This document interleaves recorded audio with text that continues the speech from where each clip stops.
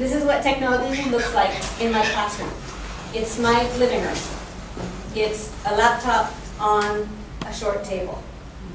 So what I'm talking about is perhaps a different view of technology than you might be used to if you teach in a school that has a computer lab or access to the internet.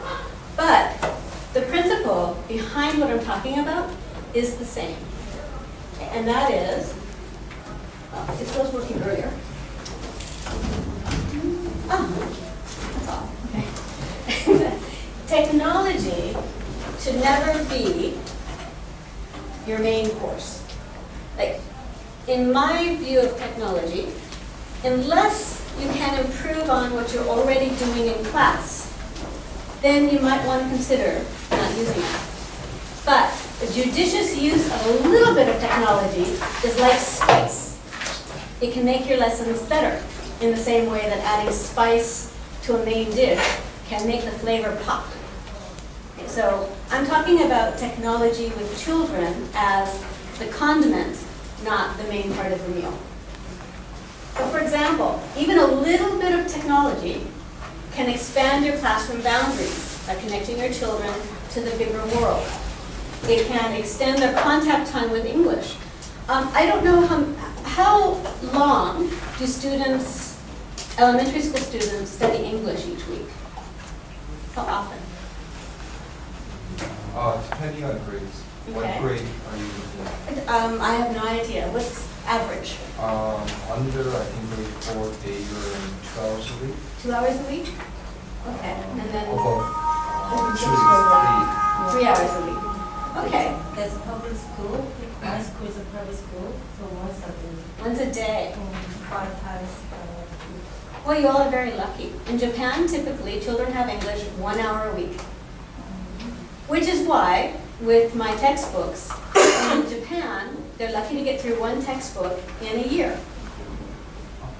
In Korea, it's about 6 months. Or sometimes 3 months, depending on the school.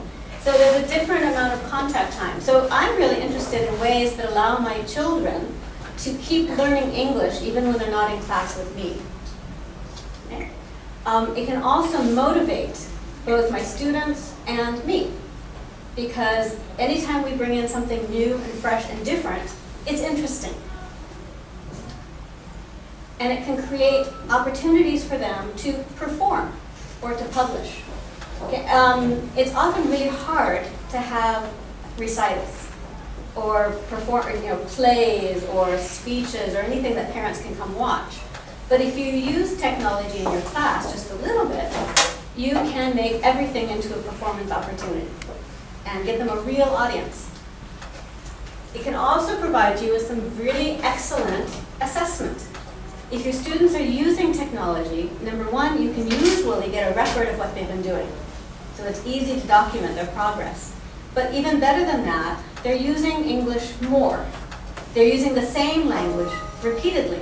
So it's easy to see their progress. And if you don't have to do grades, or even if you do, it's a really excellent way to be able to see what your students are good at and what they still need to work on. It can connect your students with the world outside the classroom. For example, my youngest children have friends in New Jersey. Now, if we hadn't used the internet and Twitter to find those friends, they wouldn't have the opportunity to connect and to have the idea at a very young age that there's life outside Japan and that a lot of people around the world speak English. It reinforces the language practice by giving repetition, and it deepens their understanding. Okay, so the rest of this is all going to be examples of how to do these things. Feel free, since we're a really small group, and I prefer to be informal, if you have a question as I'm going through this, please do stop me, and I'll be happy to try to explain. Come on this side so I'm not ignoring half the room over there. Am I out of camera range or I'm okay? Okay. All right.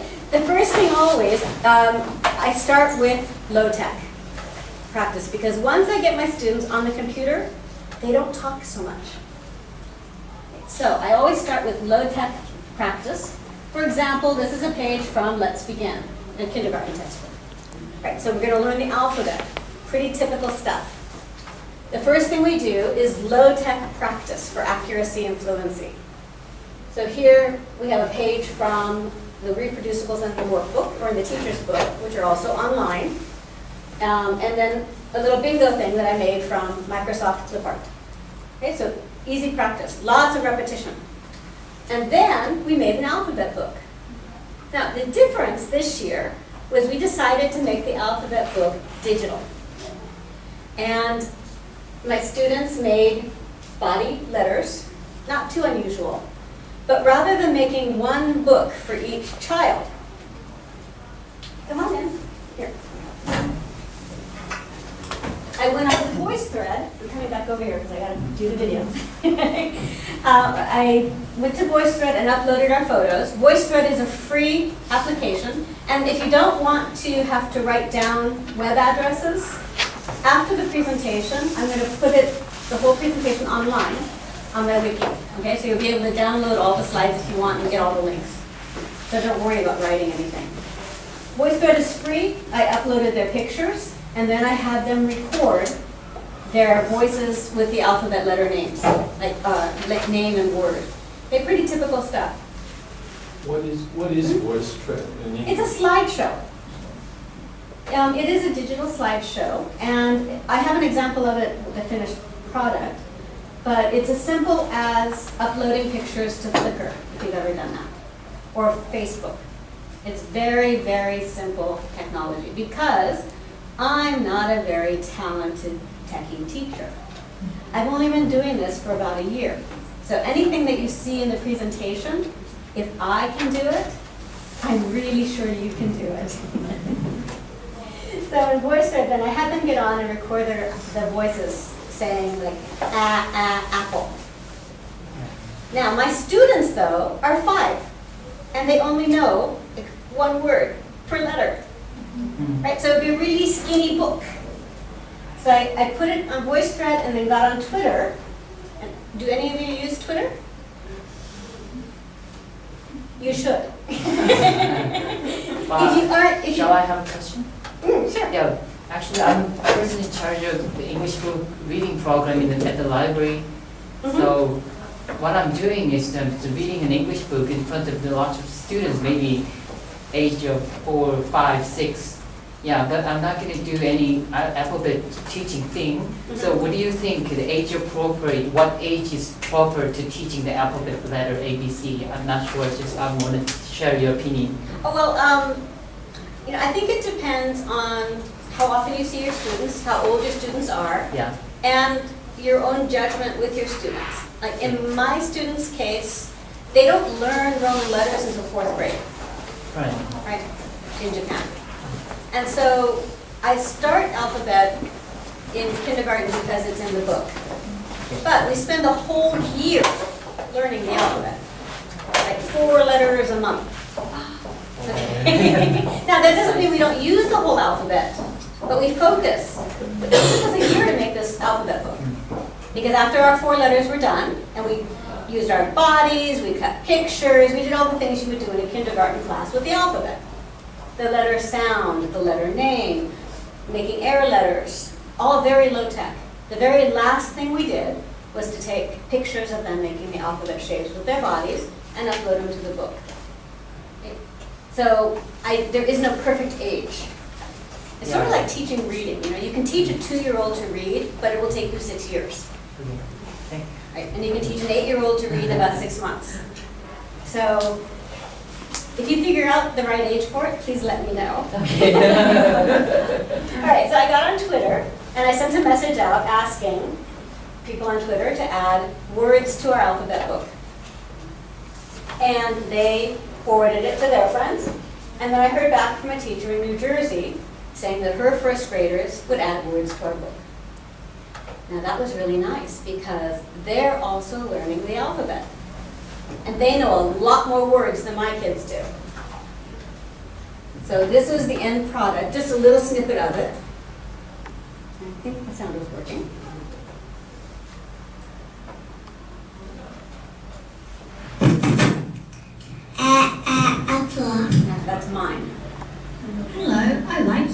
not mine. What a wonderful way to learn about the alphabet. So we have Australia, Hungary.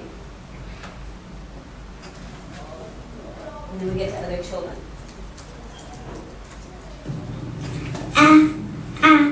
Apple. Alligator. Armadillo. See again, where's my students? Don't know. Africa.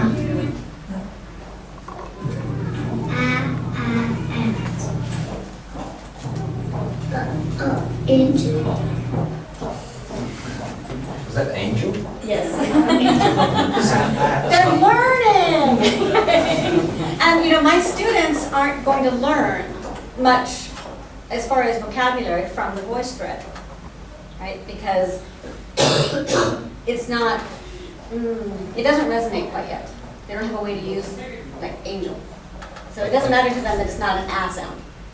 Yeah. Are they curious enough to actually be listening to get the Yes, sound, actually. help them with the phonics and the What they're most language? interested in was to discover that there are a lot of people around the world who speak English as a second language, right? Because they only hear me on a daily basis. So at 5 years old, my students now have a clear idea that people in Hungary speak English, that people in Australia speak English, which you might think is obvious, but if you're 5, it's not. That people in, I think we have words added now from South America. I mean, basically there are over 200 words because it's online, right? If it's online, it's accessible, which means my students can look at it at home. I can download a video, put it on a CD. But because it's open, it keeps growing. People find it and they add words. So I think we're over 200 words now. And your students can see it. Your students can add to it. That's the beauty of having something online versus paper in the class. Because you can access it anytime, you can share it. They can send it to their grandparents, a link. They can show what they're doing in class. But even better, it becomes a project that continues forever. Yeah. Do you get to control who uploads to it? Yes. It's not just open to anyone? No, it's moderated. Okay.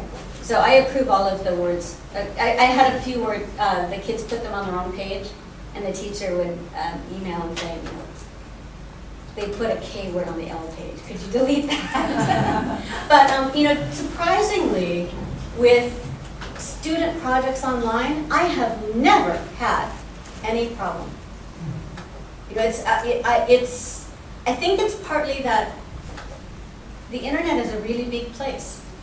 And unless you actually have the address for something, it's really hard to come across it by accident. So I'm very public. I mean, I'm out there and I've never had anything negative happen with all the stuff that I do. Yes? Just a little tip.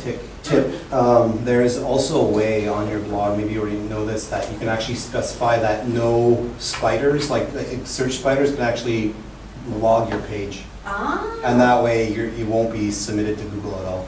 All right, I'll buy you a drink later and you can teach me how to do that. Okay, now, what happened after this, it gets nicer and nicer. The teacher in New Jersey adopted our Facebook or our VoiceThread project for all of her first grade students. So now every year, the students take on the same project and keep adding to it. And my students are kind of past the alphabet now, right? This was 1.5 years ago. So they're excited to see it growing, but they pretty much know the alphabet and now we're working on reading. But there are parents in New Jersey who are very familiar with my students, and you'll notice that my students have drawings for their avatars. Okay, another thing with working with children online is I rarely show their faces. I do in my presentations, and the alphabet book is a little bit unusual because they're posing in them. But you can't attach the names to them, and we have little lessons in class about not saying where you live and just including a little bit of cyber safety at a very simple level. Okay, but Yes, it's always important to protect your children online. That's your job as a teacher. Any questions about VoiceWeb before we move on? There are What kind of membership fees are with? Basic is free. Oh, okay. If you want to download and have the ability to put up as many as you want, it's about $10 a year or something. It's very, very okay. cheap. Awesome. Yeah, VoiceThread is one of my favorites because you can download it and it's very inexpensive. And for most teachers, free is more than adequate. Right. I just need to download so I can show videos and workshops. Oh, I see. Thank you.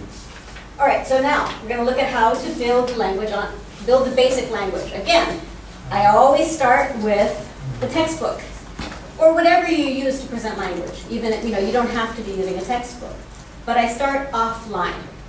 Again, because once we're doing things with technology, we're not talking as much. Okay, so here we're going to obviously favorites, colors. What color do you like? Basic. Every elementary school class includes this language. We start out, offline practice. Again, the free, reproducible. Now, whether or not you use Let's Go, if you belong to Oxford University Press's Kids Club, which is free, all of these are online to download, as well as games. And since a lot of children's course books follow a similar syllabus to Let's Go, you can probably use these for practicing the same language. Then I use a tool called Jing to go through and simply cut out the pictures. The nice thing about using the reproducible pages is that they're free to copy. Right? You don't have to worry about crossing any sort of copyright boundaries because, again, you want to model good behavior for your students. And just taking pictures off of Google is not what you want to be teaching. So you start with something that is free to copy. You can use a screen capture tool, and the one I use is Jing because it's free. And again, if you go to the wiki later, there'll be a link to it. I also use it because it's very, very simple. And again, I'm simple. So I used it to make like Uno cards for animals and a board game using PowerPoint. Right? So I get mileage out of it, of the same worksheet. Right. Then I can take the class survey. Quite typically in a large class, you'll have a collection. Like, what's your favorite animal? I like dogs. What's your favorite animal? I like bears, using the language in the lesson. Okay? Instead of just putting it on the board, I put it into Wordle, which is another free online tool that is dead simple. Paste it in, push the magic button, and it creates a word cloud. Now the word cloud, the size of the words depends on how often they are repeated. So what do you think are the most common words in our class survey? I like. Okay, now, you got this on the back of your handout, I think. Or, yeah. So, I want you to find a partner, and I want you to think of one way you could use this in your class. What could you do with a word cloud? If you made this and printed it out in your class, what could you do? I'm only going to give you about 2 minutes so we can continue on, but do find someone and just bounce around a couple of ideas. And then when you have a good one, just share it so we can all learn. I want to do the other ones around it. Okay. Yeah, it works. So, what were some of the ideas that you came up with? I heard some really, really good ones. Who wants to share? Okay.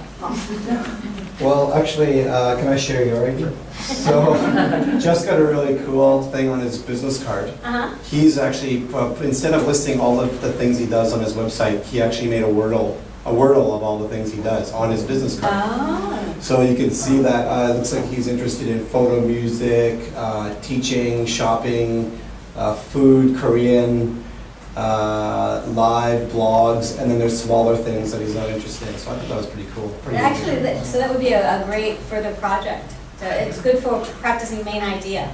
Right.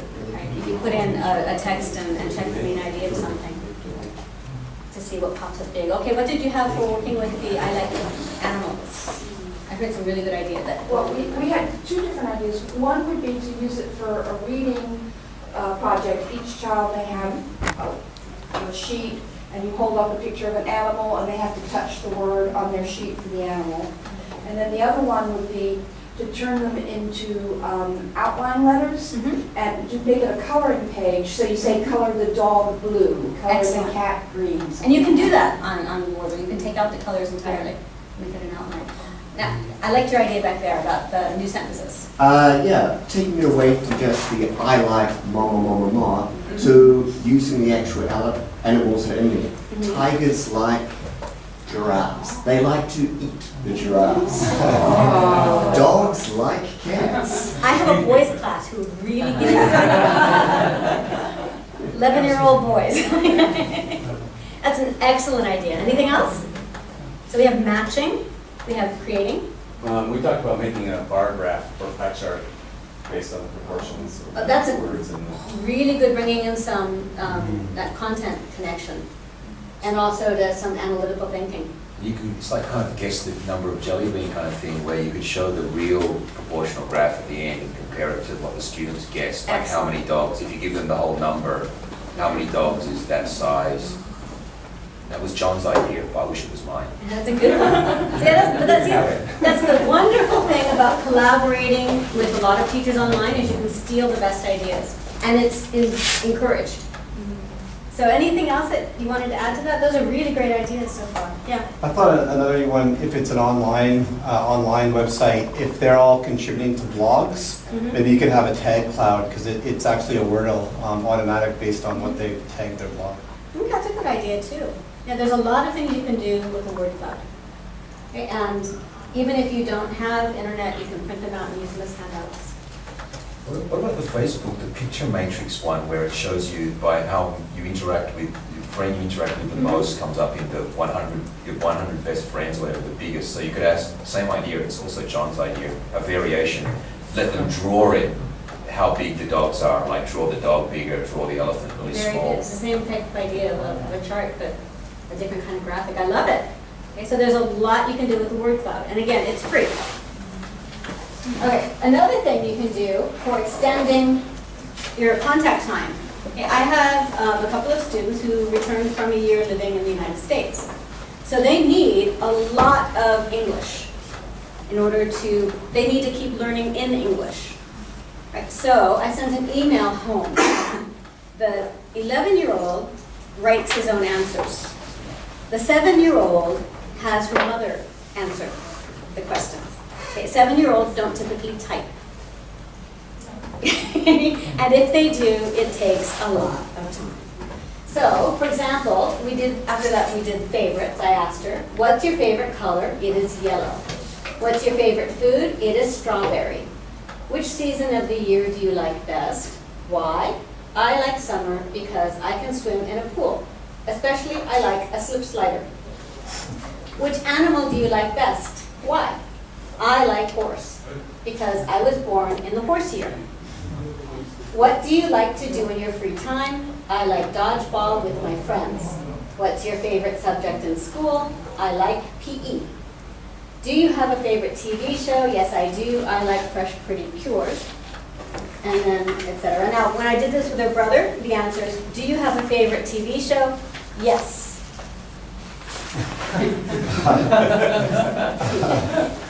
Because he had to type his own answers. So I took her information and put together a Glogster. Now, Glogster is a poster. Okay? It's just like making a poster on paper, except you upload photos and you type directly on, and you can embed videos. I chose the pictures. Again, 7-year-olds can spend a lifetime picking the perfect picture of a horse. And they aren't practicing any English when they do that. So I took her information and I chose the pictures and put them on the poster. She added the words. Okay, so limited. Now, if I do this in a class without internet, I print out the poster and have the children write at their desks. It's a group project. Okay, again, the nice thing about this is I can put a video in it, and also music, and then she can send, I can put her voice on it if I wanted, and then she can send a link to, again, her grandparents, her friends in the United States. She can get feedback from other students if we make it public. Okay, so again, it's not too different from what I could do in class, but the novelty of it being digital makes it more motivating. So I don't hear any complaints about having to write if it's going on a pretty poster like this. Again, with writing, okay, my students need a lot of writing practice. And it's not very easy because it's the fourth alphabet they have to learn is the Roman one. So it takes a lot of effort for them to become comfortable writing in English without thinking that it's similar to writing in Japanese. I went to a free or copyright-free photo source, in this case, morgue file. And again, don't worry about getting the addresses because they will all be online. And I picked out photos. Again, my rule of not letting 7-year-olds search for photos online. I took a whole bunch of a cat. Okay, and then the first class, the students decided which photos they wanted to use in a story. And I let them delete the ones they didn't want to use. Next, we put them in order. And all the first time we're talking about vocabulary, what's in the photo, what is the cat doing? Okay. So now we put them into the order to show a story, and we talk about what is the cat doing. And they're repeating the language again. So we're talking about this for 2 or 3 weeks with the same language. Each time it gets a little better, and they get more words. And then we put it into writing. And with the young children, I write, and they dictate. I'm the secretary. So they tell me, and I write it, and then we read it together. They tell me, I write it, I check to make sure it's what they wanted to say, and then they read it to me. So we have Rocco wakes up in the morning. Rocco goes to the sofa. He likes the sofa. He likes to play with the telephone cord. Then Rocco eats his food. Next class, I cut it into pieces because we're going to revise and expand. And I find that with young children, it's much easier to get the idea across by actually physically separating. It's what you would do with the word processor, being able to do. But with children, it's much easier for them to physically manipulate things than to see the same process online. So we do this low tech. And we added sentences. So Rocco is a big cat. He wakes up in the morning. Rocco goes to the sofa. He likes the sofa. It is his favorite place. He likes to play with the telephone cord. He plays with it every day. Then Rocco eats his food. Rocco eats a lot. Okay? So very nice for a 7-year-old. And then, using PowerPoint, we put the same slides onto a PowerPoint. And I used a recorder, a digital recorder to record my student reading it, and we make a picture book. Oops, it's supposed to be sound. Rocco is a big cat. He wakes up in the morning. Rocco goes to the sofa. He likes the sofa. It is his favorite place. He likes to play with the telephone cord. He plays with it every day. Then Rocco eats his food. Rocco eats a lot. Okay, now there's 8 pages to it, and I won't make you listen to the entire thing. You can go to YouTube and listen to the rest if you want. But it takes literally 3 minutes to put the slides, or put the picture on a slide, and embed the sound. And then if you do a slideshow, you've got a picture book. Again, PowerPoint is about as low-tech as you can get for online or for tech tools, and almost all computers have some kind of software that's similar to that. So it's easy to put it onto a CD, and students can take it home, and they've got a digital picture book at home.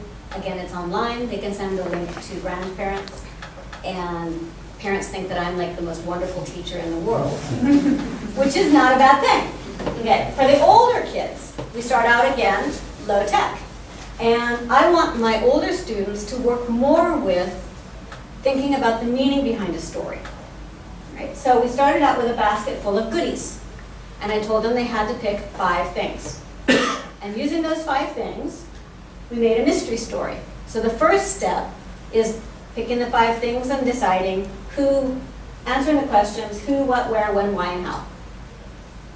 So that's all we did the first class. And the next class, we put it together in a draft. And again, the focus is on meaning. We don't worry about spelling, and we don't worry about grammar. Because if they're working past their comfort level, then I don't want them to limit themselves by only writing what they know how to write perfectly. So we focus on the meaning of the story. And we ask each other questions about, like, what do you mean here? I don't understand this. Okay, not, that's the wrong verb. It's a totally different conversation. But we do look to see, like for Mr. Jack is school teacher, he liked to take picture, he have memory card. What kind of picture in a memory card? Why clock stop? And why keys are 2? He have only 1 key. Maybe he has secret. Where is the new tape? And where is the student phone? How to try that tape and phone? He has many secrets, but I found out he's secret. Okay, so this is the first, and this is perfect. Right? I'm thrilled with this because it starts a great story. So then we come back, and I have them put a beginning, a middle, and an end. And this student wanted to draw it comic style. I have others that do it outline style. Doesn't matter to me. Right? The idea is thinking it through and turning it into a story. Then again, we talk about the meaning behind it. And finally, we get down to the grammar.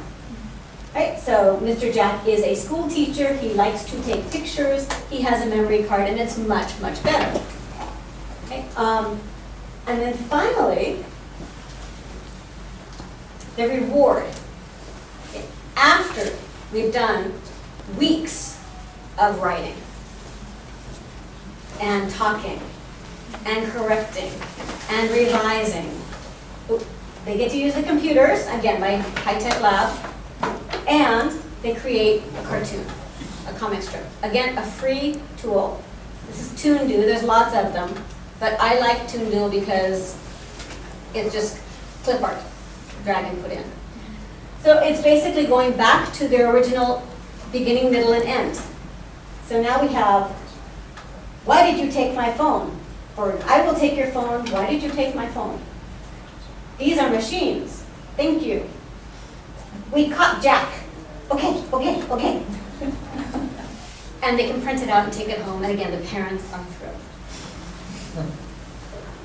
Not just because they get a cartoon that's also online, but because they have this lovely essay or story that their students wrote in English. It's actually a good story.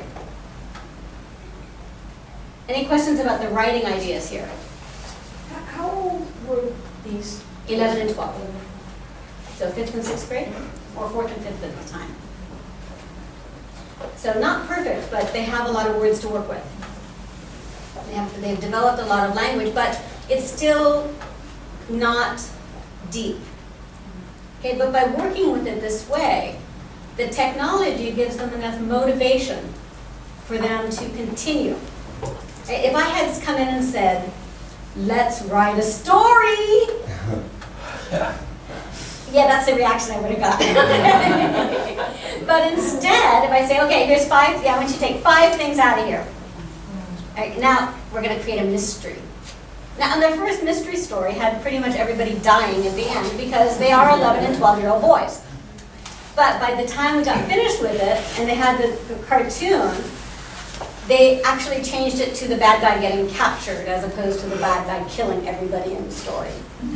So we had some revision going on. But it was motivating enough that they didn't complain about writing over and over and over. Okay, so it's motivating, and that's killer assessment. I could clearly see the improvement in my students. All right, 6-word stories. It's another one of my favorites. 6-word stories. Now, the goal is to create a story in exactly 6 words. Now, for the youngest children, it's a great reinforcement for word order, because they have issues with word order in English. And verbs. Like third person singular. Nobody likes it. Nobody thinks it's necessary. It's one of those things. Okay, so we don't have much time to actually experiment with it, but I'll give you, for example, my students, I also teach senior citizens. Okay, I have a senior citizens class of ladies who are very cool. Their 6-word story for this one: I'd trade my husband for him. And everybody got the joke. Can you think of any other stories for the cat? You want to give it a go without having much time to think? It's not very easy, but it's a lot of fun.